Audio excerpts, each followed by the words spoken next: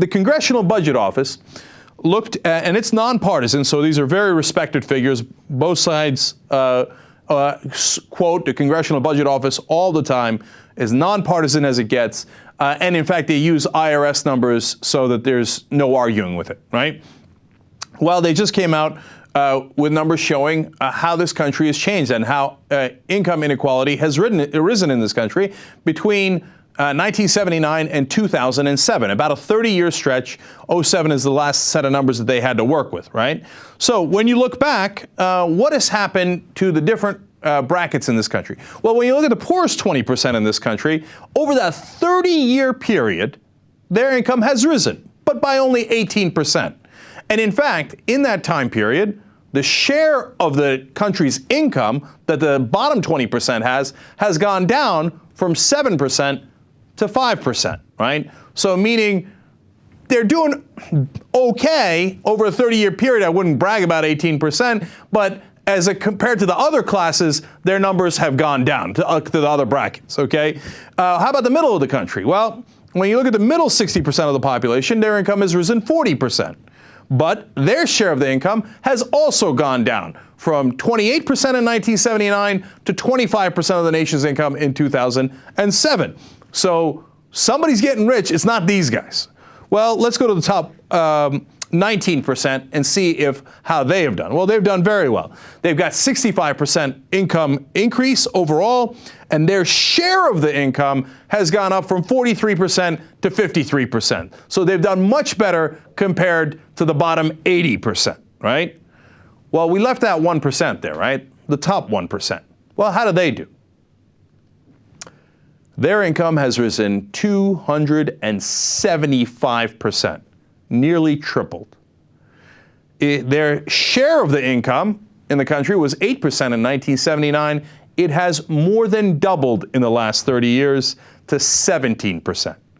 So they've got a bigger and bigger share of the income.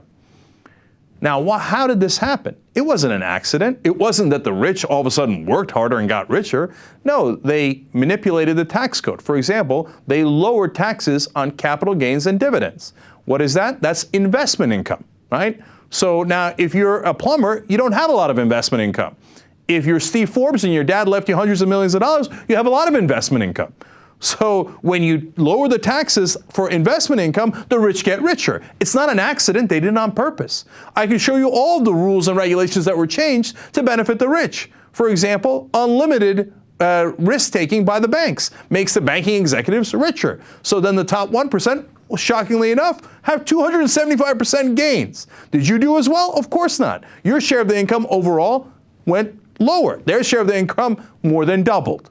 And that's how it works. In fact, look at this chart that gives you a sense of it. Here are all the different gradations from 1979 to 2007.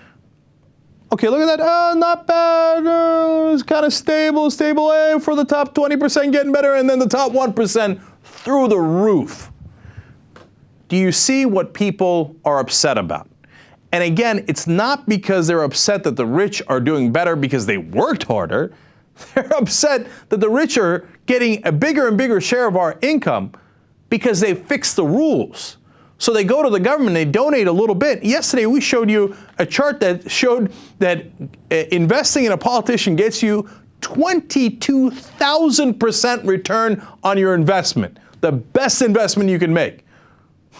Look, I'll give you one more example. There's a tax bracket called carried interest. And it only basically applies to hedge funds and private equity managers. These are the people who manage money for the richest people in the country and in the world. It's not even their own money, so it is not an investment, because that's the excuse they always use for dividend and capital gains. They say, well, it's an investment, job creators, etc. No, they're using other people's money. It is simply income that they're getting. Nonetheless, that was lowered to 15%.